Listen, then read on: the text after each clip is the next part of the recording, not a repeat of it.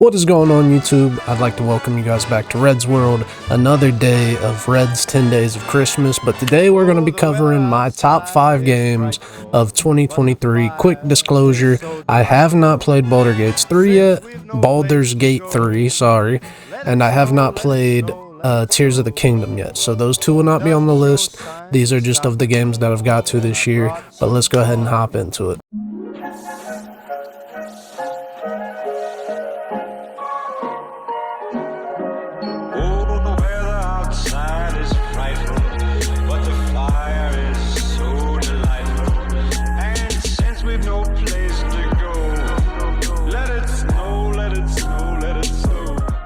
It's been a pretty good year for games so far, and I gotta say I've had some of my favorite recent games come out this year. In the last 10 years, I think at least two, maybe 3 of the games that I've played have broke into those top 25 kind of categories. But today we're going to start us off with number 5, Mortal Kombat 1. Now with Mortal Kombat 1, they did kind of go a little bit away from the roots of the previous games, kind of made it more season based. You got to play some events and stuff to unlock skins. Personally, I think that gives it life, gives it reason to keep coming back to, so you could get new stuff constantly. The online is really good, and the story was immaculate. I enjoy these stories a lot. Mortal Kombat has been one of my favorites the last few games. So keep doing what you're doing, Mortal Kombat devs, and keep feeding us Mortal Kombat content. I'm also excited for the DLCs that they've announced. Really enjoying this Mortal Kombat. It is time. At number 4, we have Star Wars Jedi Survivor. This is a game that I really enjoyed. It had some performance problems when it launched. However, I do feel like Cal Kestis' voice actor should have been the award winner for the best voice actor of the year at the Game Awards. That's just my opinion, though. He did a fantastic job. Hunted by the Empire, like Jedi survivors? Like Jedi survivors? Jedi survivors? Once again, these games are just really fun to play. Lots of puzzles, lots of stuff to find. There's a cute charm about it. There's still a gritty combat, Dark Souls kind of feel. And at the end of the day, just a couple really wild, things happened during the story, and it was super interesting to play all the way through. And not to mention, it looks amazing. So this game was a gem. Definitely worth playing. Go ahead and check that one out. A Jedi. And at number 3, this one's going to be a little controversial, but I got Diablo 4. Now, I understand a lot of people's complaints with Diablo. However, I went into Diablo 4 with the intentions of playing a Diablo game. And me and my girlfriend, we played Diablo games together.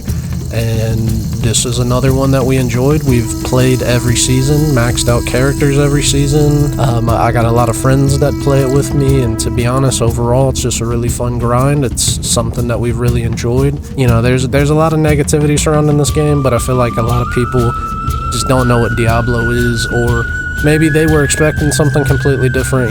People have their own opinions. Personally, I really enjoyed Diablo 4, and I think there's a lot of content there. So that's one that I would definitely recommend for any co-op heads and anybody who just likes to grind. At number 2, this is one of my favorites, Resident Evil 4 Remake. A lot of people hear the word remake or remaster, whatever you want to call it, and they're turned off immediately. $70 for a game that's already came out, blah, blah, blah.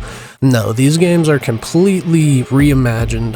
It has similarities with the previous games, but it's so much more expansive. One house could have been a shack previously, but now it's a mansion. The combat was a fantastic revolution onto the gaming format. I loved Resident Evil 2 Remake. 3 was okay, but it was short. And then 4, they just continued to add to the formula. They continued to make it interesting. And honestly, I personally feel like it's one of the best games that I've played in probably a decade.